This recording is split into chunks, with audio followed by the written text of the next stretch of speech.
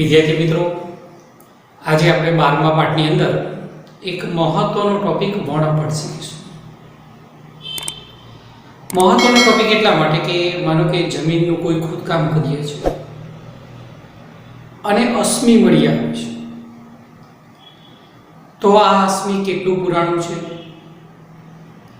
એ કયા પ્રાણીનું છે, એ પોતાના જીવન દરમિયાન કેવો ખોરાક લેતું, કઈ ઉંમરે મૃત્યુ પામ્યું, એ જાણવા માટેની બે પદ્ધતિ છે. એક રાસાયણિક પદ્ધતિ અને બીજી વર્ણપટ. રાસાયણિક પદ્ધતિની અંદર એ અશ્મિનો ટુકડો કરવો પડે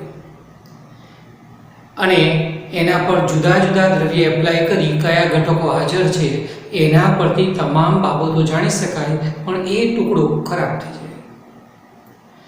જ્યારે વર્ણપટની જે પદ્ધતિ છે, એ અશ્મિનો એક ચોક્કસ ભાગ લો, એક નાનો ભાગ 1 સેમી બાય 1 સેમી, એનો 1 લાખનો ભાગ લો અને એના પર એક્સરે આપાત કરો અને પરાવર્તિત એક્સરેનો વર્ણપટ મેળવો. એના ઉપરથી પણ તમે તમામ માહિતી જાણી શકો. ઘણી વખત તમે પેપરમાં એવું સાંભળો છો, વાંચો છો કે નાસાએ આ અવકાશ મંડળની અંદર કોઈ ગ્રહ શોધ્યો અને પછીની જે પેપરમાં એવું લખેલું હોય કે એ ગ્રહ પર જીવન શક્ય નથી, કારણ કે ત્યાં ઝેરી વાયુ છે. તો પ્રશ્ન થાય કે કેવી રીતે ખબર પડી, ગ્રહ પર તો ગયા નથી છતાં ખબર પડી કે જીવન શક્ય નથી, ત્યાં મિથેન જેવા ઝેરી વાયુનું પ્રમાણ બહુ મોટું છે.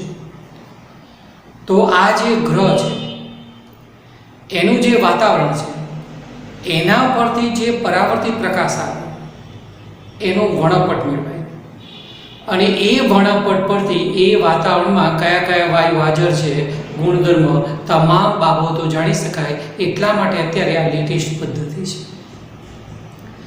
ખગ્રાસ સૂર્યગ્રહણ થાય ત્યારે સૂર્યનો મોટો ભાગ ઢંકાય, ફક્ત કિનારીવાળો ભાગ ઢંકાતો નથી અને ત્યાંથી જ પ્રકાશ પૃથ્વી પર આવે અને એનો વર્ણપટ મેળવવાથી ત્યાંની ન્યુક્લિયર પ્રક્રિયા, એ ભાગનું તાપમાન, આવી તમામ માહિતી મળે.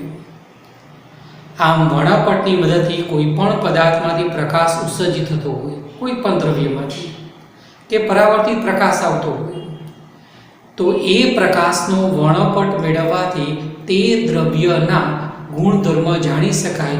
એટલા માટે આ ટેકનોલોજી એકદમ લેટેસ્ટ ટેકનોલોજી તરીકે ઓળખાય. એટલા માટે કોઈ પણ વર્ક હોય તો વર્ણપટની પદ્ધતિ એ વધારે સૌથી સચોટ પદ્ધતિ તરીકે ઓળખાય છે. આ વર્ણપટના મુખ્ય બે ભાગ, એક છે ઉત્સર્જન વર્ણપટ અને બીજો છે શોષણ વર્ણપટ. ઉત્સર્જન વર્ણપટ કોને કહેવાય એ સમજાવું તમને. તો ઉત્સર્જન વર્ણપટ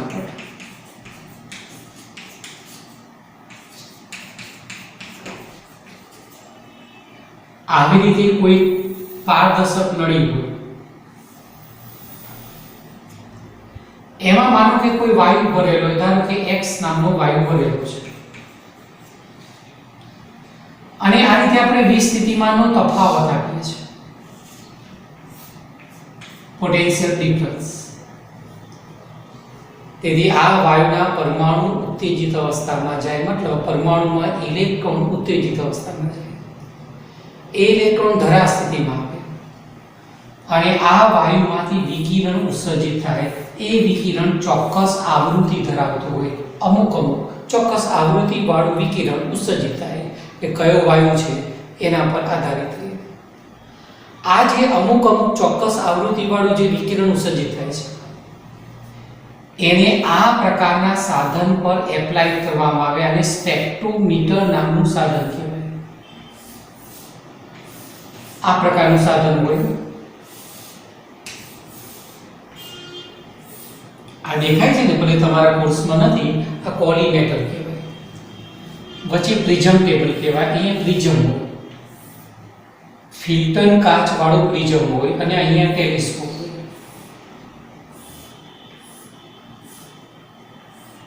અને અહીંયાથી આપણે અવલોકન કરવાનું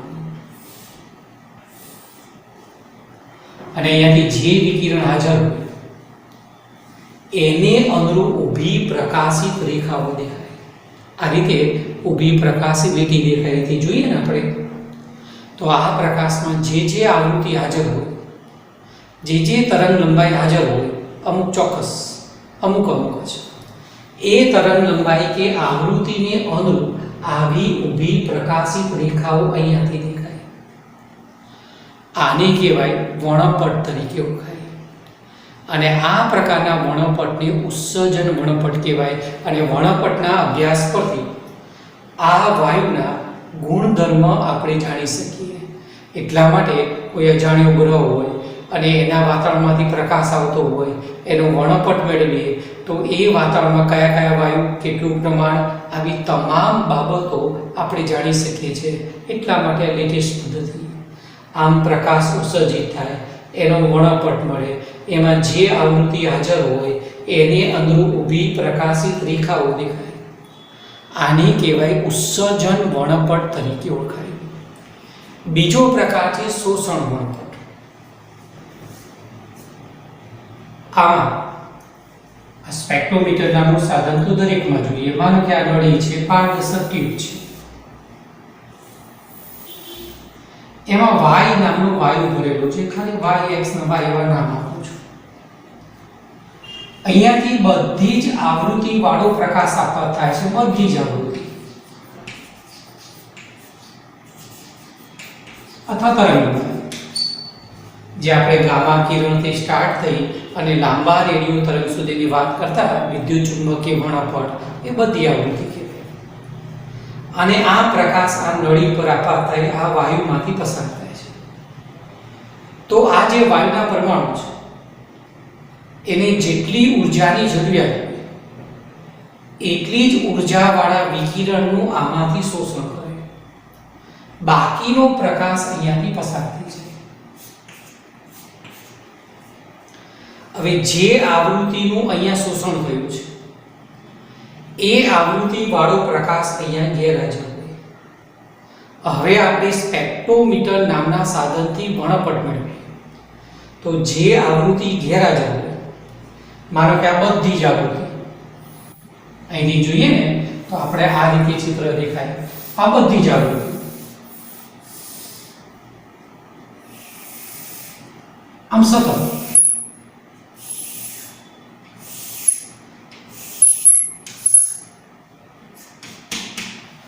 એમાંથી માનો કે F1 આવૃત્તિ વાળા પ્રકાશનું શોષણ થઈ ગયું આમાં, તો F1 ને અનુરૂપ ઊભી આમ પ્રકાશ બ્લેક રેખા દેખાય. એટલે આ ભાગમાં પ્રકાશ ના હોય. F2 નું પણ એ રીતે શોષણ થયું. તો જે આવૃત્તિ વાળા પ્રકાશનું શોષણ થાય વાય નામના વાયુના પરમાણુ દ્વારા, એ આવૃત્તિ અહીંયા ગેરહાજર હોય, એને અનુરૂપ અહીંયા બ્લેક રેખા દેખાય. આમ આખો ભાગ પ્રકાશિત હોય, જેનું શોષણ થયું એ ભાગ ગેરહાજર હોય, તેથી બ્લેક રેખા દેખાય. અને આ પ્રકારના વર્ણપટને કયો વર્ણપટ કહેવાય? શોષણ વર્ણપટ કહેવાય. સૂર્યમાંથી જે પ્રકાશ આવે ને એમાં બધી જ આવૃત્તિ હોય. સૂર્યની આજુબાજુ એક વાદળ છે. જ્યારે એ પ્રકાશ એ વાદળમાંથી પાસ થાય ત્યારે અમુક ચોક્કસ આવૃત્તિવાળા પ્રકાશનું એમાં શોષણ થઈ જાય. અને આ જે સૌર પ્રકાશ પૃથ્વી પર આવે એનો વર્ણપટ મેળવવો અને જેનું શોષણ થયું ને એની અનુરૂપ બ્લેક રેખાઓ દેખાય. આ પ્રકારના વર્ણપટની શોષણ વર્ણપટ તરીકે ઓળખાય. આ જે બ્લેક રેખાઓ દેખાય છે ને એનું એક ખાલી જાણકારી માટે ફ્રોનહોફર રેખા તરીકે પણ ઓળખાય છે. તો આમ બધી આવૃત્તિવાળો પ્રકાશ આપાત થયો, ચોક્કસનું શોષણ થયું, એ અહીંયા ગેરહાજર હોય, જેનું શોષણ થયું એને અનુરૂપ બ્લેક રેખાઓ દેખાય. આને શોષણ વર્ણપટ કહેવાય. તો આમ ઉત્સર્જન વર્ણપટ, બીજું શોષણ વર્ણપટ. હમણાં જ આપણે ઉત્સર્જન વર્ણપટની વાત કરી. અત્યારે આપણી ચર્ચા છે હાઇડ્રોજન વર્ણપટ શ્રેણી એટલે શું એની ચર્ચા. જે ઉત્સર્જન વર્ણપટ હતો ને એમાં જે આપણે નળી બતાવી હતી એમાં હાઇડ્રોજન વાયુ ભરી. હાઇડ્રોજન એટલા માટે બહુ સરળ વાયુ છે અને હાઇડ્રોજન વાયુ ભરી એને વિદ્યુત વિભારિત કરીએ, મતલબ વિસ્થિતિમાનનો તફાવત આપે તો હાઇડ્રોજનના પરમાણુ ઉત્તેજિત અવસ્થામાં આવે અને એમાંથી પ્રકાશ ઉત્સર્જિત થાય. અને મેં જે સાધન બતાવ્યું સ્પેક્ટ્રોમીટર એના પર આપાત થાય. અને આ પ્રકાશમાં જે આવૃત્તિ હાજર હોય એને અનુરૂપ આ બધી રેખાઓ દેખાય અને આને હાઇડ્રોજન વર્ણપટ તરીકે ઓળખાય. નળીમાં પારદર્શક નળીમાં હાઇડ્રોજન વાયુ વિસ્થિતિમાનનો તફાવત આપીએ, વિદ્યુત વિભાજિત કરીએ, નળીમાંથી ચોક્કસ આવૃત્તિવાળો પ્રકાશ ઉત્સર્જિત થાય અને જે આવૃત્તિ હાજર હોય એને અનુરૂપ ઊભી પ્રકાશિત રેખાઓ દેખાય. આ બધી પ્રકાશિત રેખાઓ છે. આને હાઇડ્રોજન વાયુ માટેનો વર્ણપટ કહેવાય. આ વર્ણપટની અંદર અમુક રેખાઓ એ અમુક ચોક્કસ વિભાગમાં પડે, મતલબ એનો અર્થ કેવો થાય, માનો કે અમુક રેખાની આવૃત્તિ દ્રશ્ય વિભાગમાં પડતી હોય, અમુક રેખાની આવૃત્તિ પારજાંબી વિભાગમાં પડતી હોય, અમુક રેખાની આવૃત્તિ ઇન્ફ્રારેડ વિભાગમાં પડતી હોય. તો આમ ચોક્કસ આવૃત્તિ ચોક્કસ વિભાગમાં પડે એને વર્ણપટની શ્રેણી કહેવાય. આ બધી શ્રેણી ભેગી કરીએ ને એટલે આખું વર્ણપટ બને. ફરીથી હાઇડ્રોજન વાયુ હોય એને વિદ્યુત વિભાજિત કરીએ, એમાંથી પ્રકાશ ઉત્સર્જિત થાય, એમાં જે આવૃત્તિ હાજર હોય એને અનુરૂપ ઊભી પ્રકાશિત રેખાઓ દેખાય, એને હાઇડ્રોજન વર્ણપટ કહેવાય. એમાંથી અમુક રેખાની આવૃત્તિ દ્રશ્ય વિભાગમાં પડતી હોય તો એક શ્રેણી બનાવે, અમુક રેખાની આવૃત્તિ પારજાંબી વિભાગમાં પડતી હોય તો એક બીજી શ્રેણી બનાવે. આમ અમુક રેખાઓની આવૃત્તિ ચોક્કસ વિભાગમાં પડતી હોય અને એક શ્રેણી બનાવે. આ બધી શ્રેણી ભેગી કરીએ ને તો હાઇડ્રોજન માટેનો વર્ણપટ તરીકે ઓળખાય. આ હાઇડ્રોજનમાં 1895માં 85ની અંદર બામર નામના વૈજ્ઞાનિકે, એક ટીચર છે જ્હોન બામર, અને એને દ્રશ્ય વિભાગમાં હાઇડ્રોજન વાયુમાં શ્રેણી શોધી કાઢી અને એને બામર શ્રેણી તરીકે ઓળખાય છે. બામર શ્રેણી. આ જે દ્રશ્ય વિભાગમાં બામર શ્રેણી મળે ને એમાં રાતો પ્રકાશ હોય એને અનુરૂપ તરંગ લંબાઈ કેટલી? 656.3 નેનોમીટર. દ્રશ્ય પ્રકાશ જાનીવાલી કિનારા કહીએ ને દ્રશ્ય વિભાગ. બ્લુ કે ગ્રીન પ્રકાશને અનુરૂપ તરંગ લંબાઈ કેટલી? 486.1 નેનોમીટર. જાંબલી પ્રકાશને અનુરૂપ તરંગ લંબાઈ આપી છે, એમ આગળ વધો એમ આ તરંગ લંબાઈ આપેલી છે, n બરાબર ઇન્ફિનિટી લખ્યું છે. અહીં h આલ્ફા રેખા, આ h beta, h gamma, h delta, h infinity. તમે જોઈ શકો છો કે અહીંયા ગેપ મોટી છે. જેમ જેમ આગળ વધતા જાઓ એમ ગેપ નાની થતી જાય અને તરંગ લંબાઈના આંકડા જુઓ, જેમ આગળ વધો એમ તરંગ લંબાઈ પણ શું થાય? ઘટતી જાય છે. તો આ રાતા પ્રકાશ માટે બ્લુ ગ્રીન એ પ્રમાણે આગળ વિચારી શકીએ. આ બામર શ્રેણી માટે સામાન્ય સૂત્ર આ પ્રકારનું છે: 1/λ કેપિટલ R કૌંસમાં 1/n² માઇનસ 1/2². n ની કિંમત કેટલી? તો અહીં 2 છે ને, એટલા માટે n ની કિંમત 3 થી સ્ટાર્ટ થાય. 3, 4, 5, 2. અને આ જે કેપિટલ R તમે જે જોવો છો ને એને શું કહેવાય? રીડબર અચળાંક કહેવાય. કેપિટલ R રીડબર અચળાંક. અને આ જે કેપિટલ R ની કિંમત 1.097 ગુણ્યા 10⁻⁷ એકમ કયો થાય? તો લેમ્બડાનો એકમ મીટર થાય. આ બધાને એકમ ન હોય તો કક્ષા નંબર છે. સંક્રાંતિ કેવી રીતે થાય એ પ્રમાણમાં થાય. ત્રીજામાંથી બીજામાં, ચોથામાંથી બીજામાં, એ રીતે. તો લેમ્બડાનો એકમ મીટર, તો r નો એકમ કયો થાય? Metre inch. અને ધ્યાનમાં રાખો +7. મોટાભાગે આપણે માઇનસ લખવા માટે ટેવાયા છે. આને રીડબર અચળાંક કહેવાય. આ બામર શ્રેણીની બધી રેખાઓ કયા વિભાગમાં પડે? દ્રશ્ય વિભાગમાં. આને બામર શ્રેણી તરીકે ઓળખાય. એનું આ સામાન્ય સૂત્ર છે. આ બામર શ્રેણીનું સામાન્ય સૂત્ર n² છે ને, અહીંયા આવશે 2² અહીંયા આવશે. 2 અહીંયા આવે. બામર શ્રેણી હોય તો અહીંયા 2 આવે. n માંથી બીજામાં એમ પ્રમાણે વિચારીએ. n ની કિંમત કેટલી? તો અહીંયા 2 હોય ને તો n ની કિંમત 3 થી સ્ટાર્ટ થાય. જો અહીં 1 હોત તો 2 થી શરૂ થાય. અહીંયા 3 હોત તો 4 થી શરૂ થાય, કે બાકીની બધી શ્રેણીમાં છે ને એ રીતે આવે. આ સૂત્રમાં n ની કિંમત આપણે 3 મૂકી દઈએ. તો 1/λ 1.097 ગુણ્યા 10⁷ કેપિટલ R ની કિંમત મૂકી દીધી 1/2 નો સ્ક્વેર એટલે 4 માઈનસ 3 એની કિંમત 3 મૂકો 3 નો વર્ગ એટલે 9 તો 1/λ બરાબર 1.097 ગુણ્યા 10⁷ ગુણ્યા કેટલા થશે 36 પ્લસ આવશે અહીં 9 અહીંયા જાય 4 આ બાજુ આવે એટલે 9 - 4 એટલે કેટલા થવાના 5 થવાના આનું સાદુરૂપ આપશો તમે અને નેનોમીટરમાં તમે જવાબ લાવશો તો કેટલો આવશે 656.3 નેનોમીટર આને બામણ શ્રેણીની H આલ્ફા રેખા કહેવાય આમ સંક્રાંતિ આ રીતે થાય ને ત્રીજામાંથી બીજામાં તો જે વિકિરણ ઉત્સર્જિત થાય એ વિકિરણની આવૃત્તિ અને એ તરંગ લંબાઈ કેટલી આટલી અને એને કઈ કહેવાય H આલ્ફા રેખા કહેવાય આમ ત્રીજામાંથી બીજામાં આવે તો કઈ રેખા મળે H આલ્ફા બામણ શ્રેણીની આલ્ફા રેખા અથવા પ્રથમ રેખા તરીકે પણ ઓળખાય એ જ રીતે આપણે n ની કિંમત 3 મૂકી હતી ને ત્રીજામાંથી બીજામાં આવે તો કઈ રેખા મળે આલ્ફા રેખા H આલ્ફા બામણ શ્રેણીની પ્રથમ રેખા હવે n ની કિંમત આપણે 3 ની જગ્યાએ 4 મૂકી દીધી તો 1/λ r 1.097 ગુણ્યા 10⁷ કૌંસમાં 1/4 અને અહીંયા માઈનસ 1/16 હવે તમે સાદુરૂપ આપીને લેમ્ડા શોધશો ને તો કેટલો જવાબ આવશે 486.1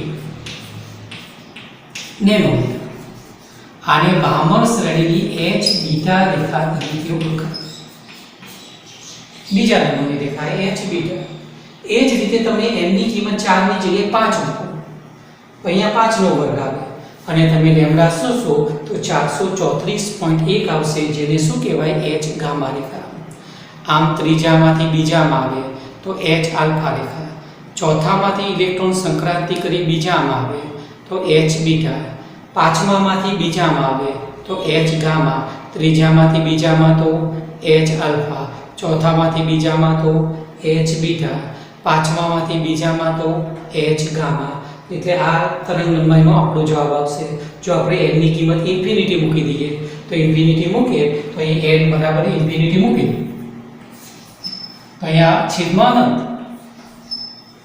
તો 1/ઇન્ફિનિટી એટલે 0 થઈ ગયા અને લેમ્ડાની કિંમત શોધો ને તો કેટલી આવશે 364.8 નેનોમીટર અહીંયા 364.8 અને h ઇન્ફિનિટી કહેવાય આમ n ની કિંમત અહીંયા 2 હોય તો અહીંયા 3 થી સ્ટાર્ટ થાય 3 મૂકો તો H આલ્ફા 4 મૂકો H બીટા 5 મૂકો H ગામા એ રીતે H ડેલ્ટા એમ કરતા કરતા n ની કિંમત ઇન્ફિનિટી મૂકો તો H ઇન્ફિનિટી આવે આ બધી રેખાઓ કયા વિભાગમાં પડે દ્રશ્ય વિભાગમાં આને કયું શ્રેણી કહેવાય બામણ શ્રેણી તરીકે ઓળખાય આ ઉપરાંત બીજા વિભાગમાં અન્ય પણ શ્રેણી મળે છે અને આ બધી શ્રેણી ભેગી થાય ને એટલે વર્ણપટ મળે હાઇડ્રોજનમાં જે પારજાંબી વિભાગ છે એમાં લાઇનમન શ્રેણી અને લાઇનમન શ્રેણીનું સામાન્ય સૂત્ર આ પ્રકારનું છે આ કયા વિભાગમાં પારજાંબી વિભાગમાં એની બધી જે રેખા હોય ને એની આવૃત્તિ આ વિભાગમાં હોય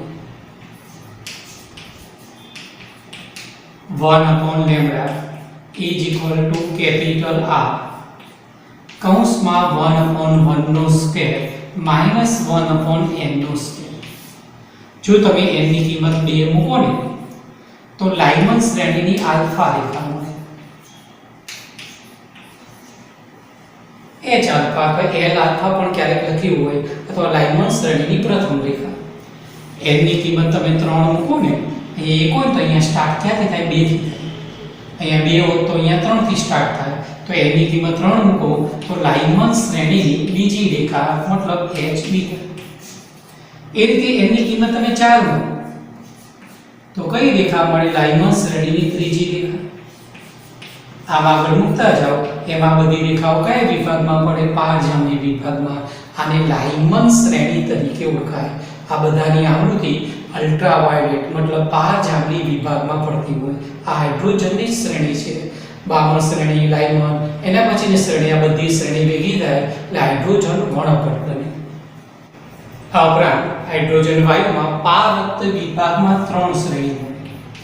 પારરક્ત વિભાગ કયો તો ઇન્ફ્રારેડ વિભાગ કયો.